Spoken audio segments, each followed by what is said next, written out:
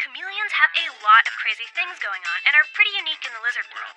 They have these independently rotating googly eyes, this prehensile tail, which is basically a monkey tail they can use like a fifth limb, spring-loaded tongues that shoot out to catch their food, and of course, everyone's heard that chameleons can change colors to match their background. Although that's not actually true. They shift colors based on their mood or temperature, and some of the biggest color shows are between fighting males. But because of all this, chameleons have become popular pets in the US.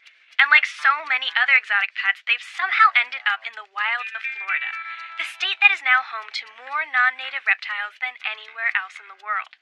But what's curious about chameleons is, in contrast to more infamous outsiders like the Burmese python or the Argentine tegu, they don't actually spread far on their own. They're slow-moving lizards that tend to stick to a small range. So how is it that they've been making their way through South Florida for years, and no one is really talking about it? For a long time, you could pretty much only buy imported chameleons, and they were kind of pricey. The importers were getting shipments from across the world, hundreds of thousands over time, mostly from Yemen and Madagascar. And some people figured they could make their living buying and selling reptiles. Anywhere you see pretty green trees on this entire house here was 100% decaying shelters for lizards and snakes and aardvarks, like Dr. Dolittle on acid kind of thing. It was crazy. This is Brandon. His family owns a popular fruit stand in South Florida. And on one of their orchards is a home that was once rented out to a reptile dealer. The animals, you can see the ones that were in the cages, but then you can see the trees next to it, and it's the same lizards. They ended up evicting the reptile guy, and Brandon's brother moved into the house. But word had gotten out that you could find escaped chameleons on their orchard.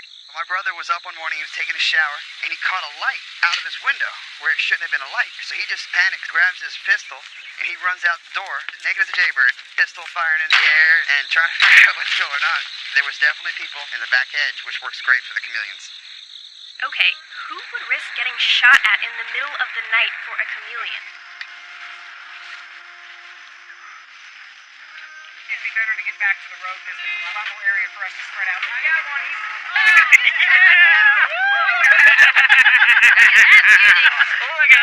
These are members of a herpetological society. Big-time amphibian and reptile fans, they're known as herpers for short. In our free time, we don't go out drinking, we go out herping. They figured out that there were secret chameleon spots, and that the best way to find them was to go out at night and shine flashlights into the bushes. A sleeping chameleon will turn a slightly different colored green than the leaves around it. And while it is definitely illegal to release any exotic species in Florida, there's nothing that's really keeping people from catching and keeping chameleons that are already loose. If you really want to find a lot of chameleons in a lot of different spots, you have to do a lot of sleuthing. There's a whole world of secretive online forums and herpers who refuse to share their chameleon locations. I had a big notebook of clues that I'd been given, and I actually found a chameleon spot because someone mentioned they had thrown an avocado at the chameleon, and that was the last piece of the puzzle, and I found the spot a couple weeks after that. They're in all of these secret spots that are not just next to breeders. They're on public property, sometimes right next to the side of the road, miles away from the closest dealer. But people have actually started taking chameleons and letting them go into a patch of woods behind their house or something to that effect. They will breed in time, and you can go back and collect their babies, getting free food, free water, free care, and make money off of those. This has become known as chameleon ranching. When it got started, it was an easy way to make extra cash. But now, there are all these enthusiasts who are also spreading chameleons just for the adventure of returning to find them. Both groups are moving chameleons to new spots. If a secret location gets found out, others go and collect every chameleon they can find. Now, this has been going on for long enough that you wonder what it might take to stop the spread, and if it's even possible at this point.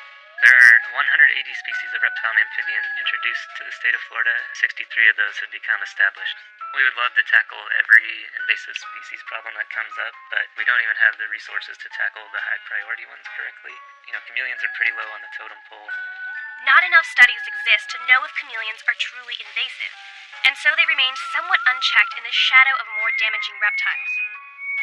And as wild and captive-bred Florida chameleons were added to the market with a reputation for being hardier, the shipments from lizards caught and sold in their home countries actually dropped.